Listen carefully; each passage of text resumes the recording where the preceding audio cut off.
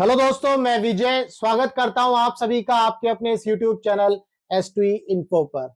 आज हम बात करेंगे एक नई वीडियो की, जिसके अंदर हम बात करेंगे one nation one card. New education policy 2020 के लागू होने के बाद से शिक्षा के क्षेत्र में काफी अहम बदलाव हो रहे हैं। अब इसी क्रम में केंद्रीय शिक्षा मंत्रालय ने हाल ही में एक अहम कदम उठाया है, जिसके तहत अब देश भर के छात्र छात्राओं के लिए एक अलग यूनिक आईडी कार्ड तैयार किया जाएगा। यह आईडी कार्ड बिल्कुल आधार कार्ड जैसा ही होगा, जिसमें स्टूडेंट्स की फुल डिटेल उपलब्ध होगी।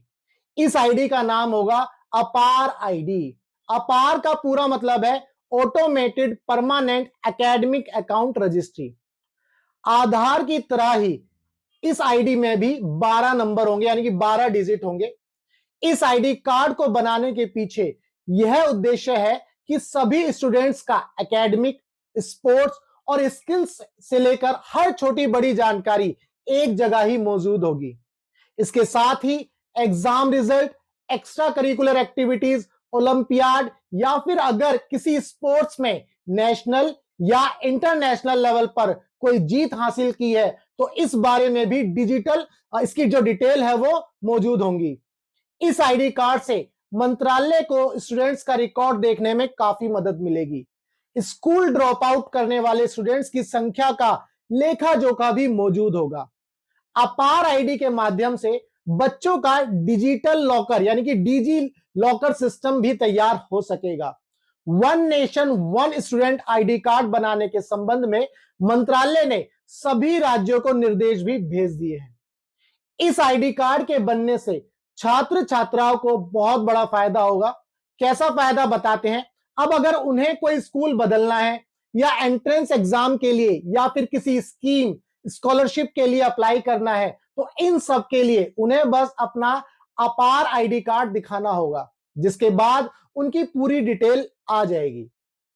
अपार आईडी को बच्चे के आधार नंबर से भी लिंक किया जाएगा। अपार आईडी को लेकर सरकार की कई योजनाएं भी शामिल है, जैसे बैंक अकाउंट का क्रेडिट स्कोर कितना है, उसी क्रेडिट स्कोर पर उन्हें लोन जैसी सुविधाएं भी मिलेंगी। इस आईडी के जरिए स्टूडेंट्स को क्रेडिट स्कोर मिलेंगे, जिसका फायदा हायर एजुकेशन या जॉब के समय होगा।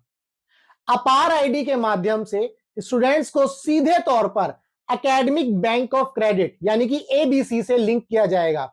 आपने एबीसी के बारे में उस समय सुना होगा जब देश में नई शिक्षा नीति की खबरें चल रही थी।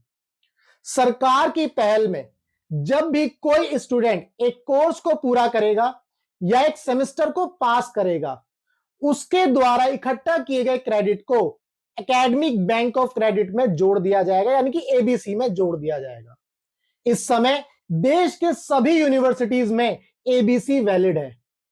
अपार आईडी बनाने के लिए स्कूल को पेरेंट्स की सहमति लेना अनिवार्य होगा। इसके बाद ही स्कूल इस दिशा में कदम आगे बढ़ा सकेंगे। यह आईडी आधार या फिर वोटर आईडी कार्ड की तरह ही होगा, जो कि पूरे देश में मान्य होगा। अब सवाल आता है कि अपार आईडी के लिए कैसे रजिस्टर करें। तो आइए मैं आपको बताता हूं कि आपको अपार आईडी के लिए किस तरह से रजिस्टर करना है। अब आपको अपना अपार आईडी कार्ड बनाने के लिए आपको क्या करना है, सबसे पहले गूगल पर जाकर के www.abc.gov.in पर जाएंगे। यहां पर क्लिक करने के बाद इस तरह से ये पेज ओपन होगा। ये पेज ओपन होने के बाद आपको माई अकाउंट में जाना है। माई अकाउंट में जाने के बाद आपको स्टूडेंट सिलेक्ट करना है। स्टूडेंट पर जाएंगे तो यहां से अब आपको अपना मोबाइल नंबर और पिन डालना है, अगर आपने डिजी लॉकर पर अपना अकाउंट बना रखा है। अगर आपने डिजी लॉकर पर अपना अकाउंट नहीं बना रखा तो पहले आपको डिजी लॉकर पर अपना अकाउंट बनाना पड़ेगा। तो यहां पर भी आप कंटिन्यू विद या न्यू यूजर है तो साइन अप कर देना है। तो यहां पर देखिए लिख भी रहा है कि sign in to your account via DigiLocker. तो आपको डिजी लॉकर की मदद से ही इसके ऊपर लॉग इन करना है। जब आप मान लीजिए जब किसी का भी डिजी लॉकर पर अकाउंट है, तो उस केस में मोबाइल नंबर और पिन डालेंगे। यहां पर आपको I consent to term of use, तो साइन इन करेंगे। साइन इन करने के बाद एक ओटीपी आएगा आपके मोबाइल पर। जब आप उस ओटीपी को डाल देंगे तो आपके सामने ये पेज ओपन होगा। इस पेज के ओपन होने के बाद आप यहाँ पर डिटेल देखेंगे, जैसे यहाँ पर आ रहा है सारी डिटेल, आपका नाम, डेट ऑफ बर्थ और आपका जो है मेल है भाई और मोबाइल नंबर। यहां पर आप अपना ईमेल एड्रेस डाल करके इसको वेरीफाई करेंगे। वेरीफाई करने के बाद देखो लिखा है return to academic bank of credit. यहां पर जब ये सारी चीजें करने के बाद लास्ट में आप जितने भी डॉक्यूमेंट्स हैं उनको आप फैच करेंगे डीजी लॉकर से, और डीजी लॉकर को परमिशन देंगे कि भाई अब डीजी लॉकर जो है, डीजी लॉकर से आपके सारे डॉक्यूमेंट एक्सेस हो सकते हैं। ये सारे एक्सेस होने के बाद ही आपका जो अपार आईडी बनेगा। तो उम्मीद करता हूं आपको इस प्रोसेस में ये पूरी चीजें समझ में आई कि अपार आईडी कैसे बनना है और डीजी लॉकर का क्या यूज है अपार आईडी बनने में। अगर आपको ये सारी चीजें अच्छे से क्लियर हुई तो वीडियो को लाइक करना, ज्यादा से ज्यादा शेयर करना। मिलेंगे हम ऐसी नेक्स्ट वीडियो में, तब तक के लिए goodbye, tata, take care, जय हिंद।